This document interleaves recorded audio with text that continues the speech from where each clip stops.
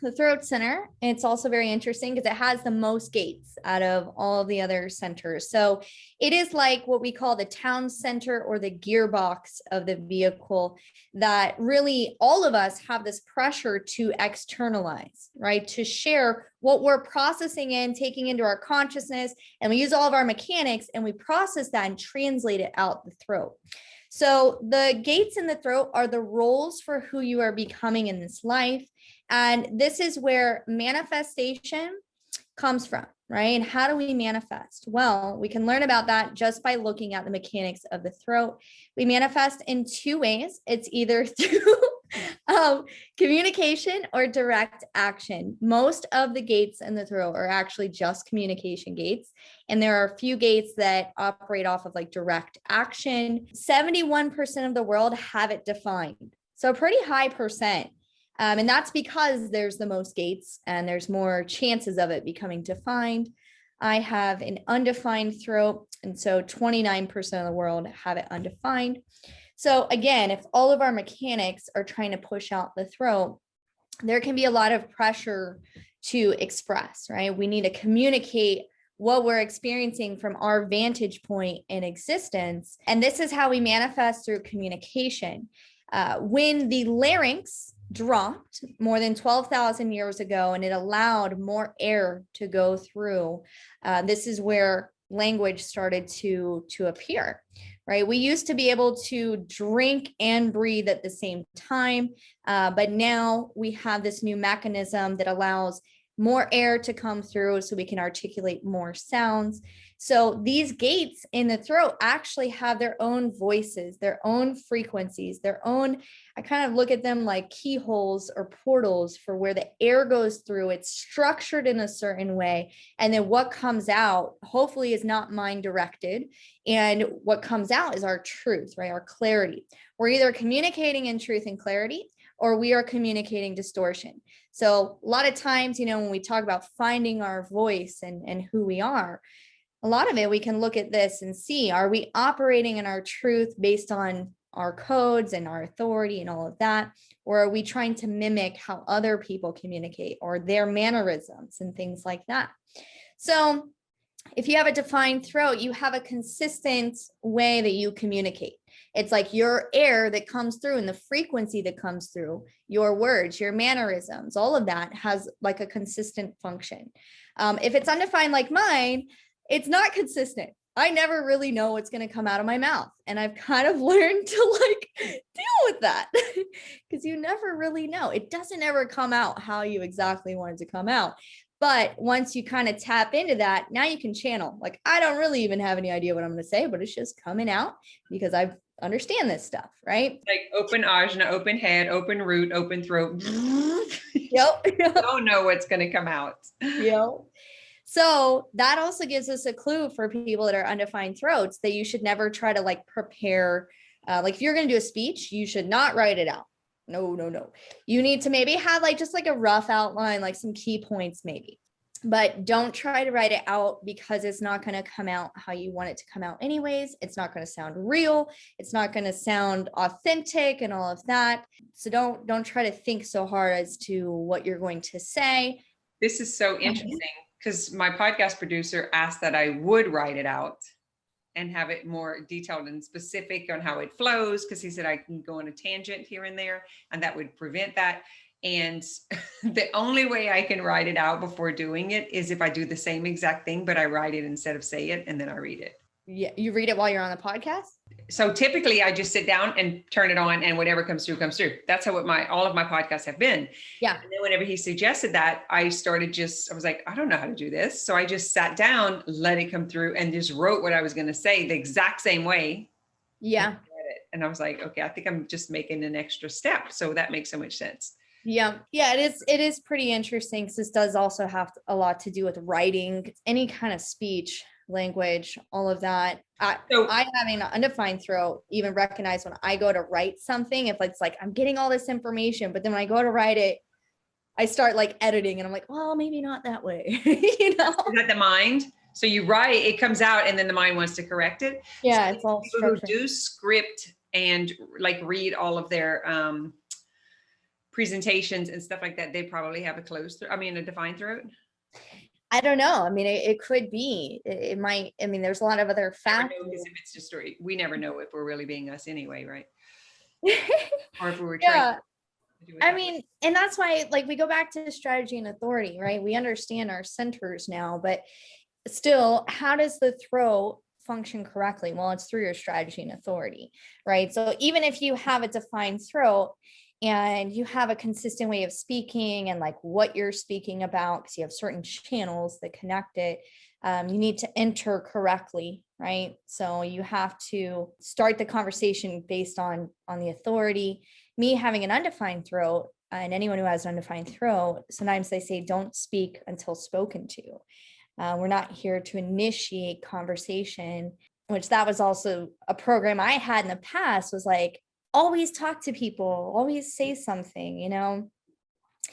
And there's a lot of pressure on the throat if you have an undefined throat. You might feel like you're expected to speak, or like, okay, I'm in this group of people and everyone's talking, but I need to say something. And then when I try to say something, it's not heard, right? So there's this invisibility feeling, but it's not actually true. What I've also learned about having an undefined throat, when I was younger, I was like, oh, I think my throat chakra is blocked, right? Because I didn't speak like this. I couldn't articulate my full self in a way that I felt good with.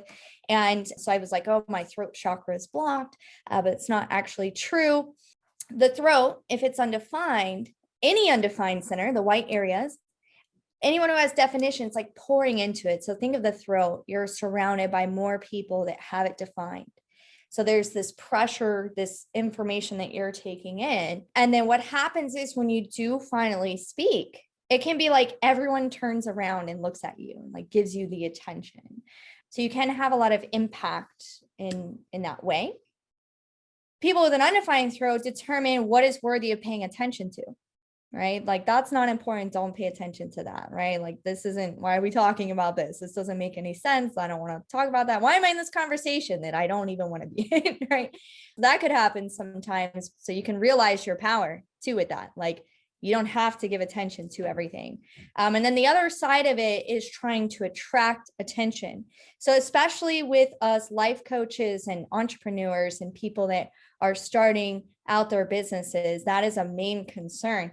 How am I going to get attention? How are people going to find me? But you may not have to do the things like other people are doing it to get attention, right? So if you're making your decisions based on how do I recognize and get attention, you know, it's going to be distorted. It's not going to come out right. People are going to think it's awkward, like they don't like it. That could be so many ways it shows up. Go ahead. It's not like I just need to put something out there. I just need to say this and get these things, and then it lands flat. Mm-hmm. Yeah. So a lot of wasted energy and not actually manifesting.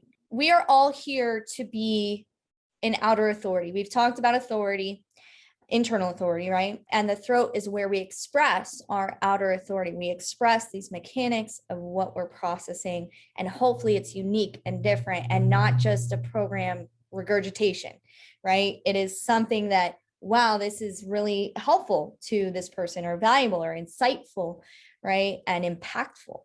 And so this is where we can look at the throat, see what kind of voice you have, right? Look at the gates and what roles you're coming into.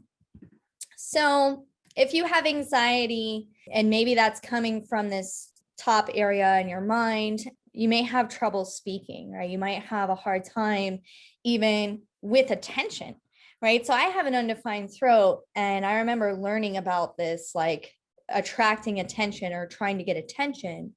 And at first I was like, that doesn't really resonate, because there's a lot of times where I feel uncomfortable with like lots of attention on me. Like if I'm in a group or something, like I don't want to be the center of attention. Stop. So look at that too, because it's not actually just trying to attract attention. There can also be like, okay, well, there's a lot of attention on me. That's also uncomfortable. But really, If your strategy and authority is in alignment, you're going to be in the right place at the right time. And if you have a hard time speaking, right? Like I never thought that I would be doing speeches and getting up in front of people and talking in front of them and doing workshops and videos, all these things. And I love it now. It's great. You know, I feel more comfortable because it doesn't matter what I'm thinking. I understand how to use my throat and to work with it correctly. And sometimes you might hear funny things come out of it. You never know. And it's not exhausting. Right. Someone said recently, like I was just like went on for hours and they were like, how do you do that and hold that space? But I really was just like you said earlier, just channeling this information, just delivering. There wasn't a mind game, a mind component to it. If that makes sense. Yeah. Yep. So let's talk about the unhealthy expression for the undefined people. Like we said, like initiating, speaking a lot, feeling insecure, trying to attract attention through words or actions, trying to be a manifester, right? Trying to initiate in your life and feeling all that pressure, excessive talking, unsure and maybe having anxiety about what you're going to say, all of these types of things. The questions or the programming is, where should I go so that I can get the attention that I want? Is anyone even going to notice me? How are they going to notice me?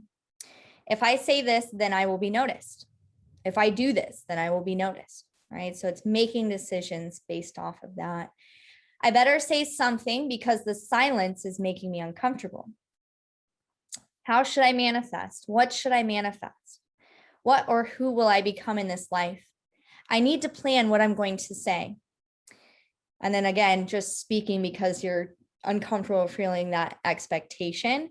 So next time you're in a situation like that, and notice it because it is subtle, but just notice that feeling of like, oh, I'm feeling like there's an expectation to speak, and just don't. Just I'm watching, I'm observing, I'm being silent. It's okay. You know, one time I went to like a gathering with people and I really practiced with this, and I was silent until like somebody came up and talked to me. And when I finally was like kind of invited into the conversation, it was very profound. Like it was a deep conversation, and, you know, I entered into it correctly. But yeah, the healthy way for the undefined is not controlling what you say, or you're also not concerned about speaking in a certain type of way.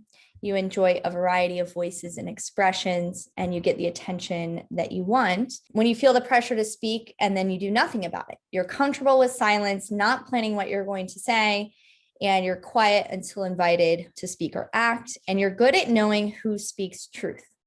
All right. So for the defined people, right, we talked about you having the fixed style of speaking, and, you know, that it operates in a consistent way. So in a healthy way, you're speaking from your definition. And this is going to be important to look at the specifics of this. A lot of the words that we hear all the time, I'll give you an example.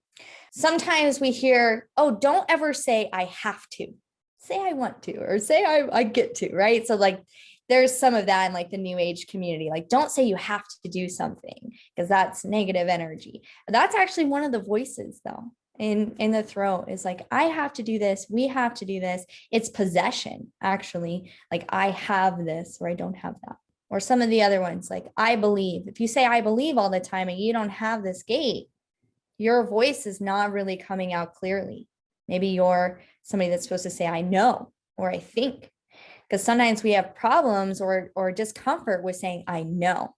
And then a lot of us will say I know when it's not even our voice, right? So is that each, are you talking about each gate, like each of the numbers that are defined when you're talking like this? Because that's something that I talk about. Like there's so many I know, but it's like, oh, and then I started like, okay, I think this, but wait, right now, today, I believe this. It's my truth in this moment. Yep. So, but I don't have any, I only have one that's defined. The 30, no, the 12. The 12. Yep. Yeah. So your voice is really about like articulation and communicating mood and communicating feeling.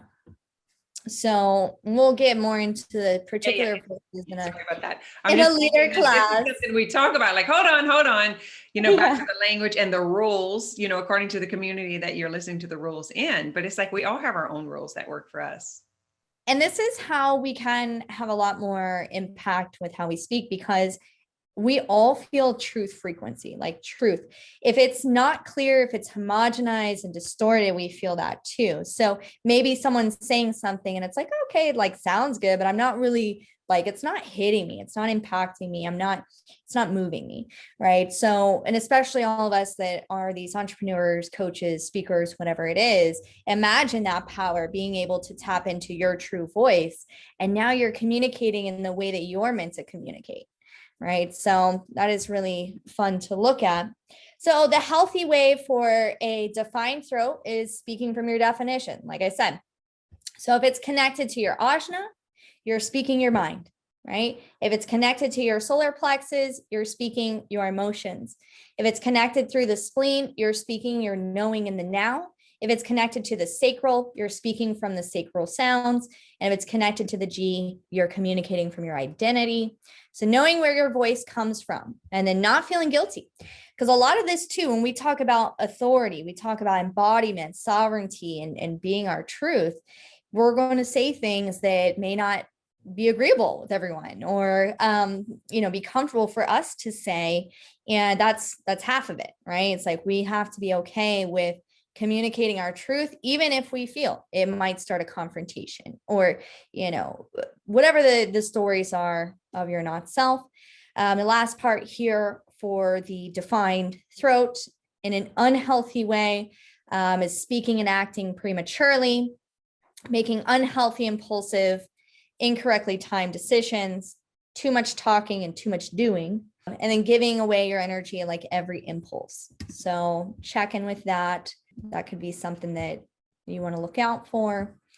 Like I said, as long as we do the strategy and authority, that's the first part of the formula. Then we start to look at all these centers and, okay, there's some distortion here, and we start to kind of tighten everything up, but always go back to strategy and authority.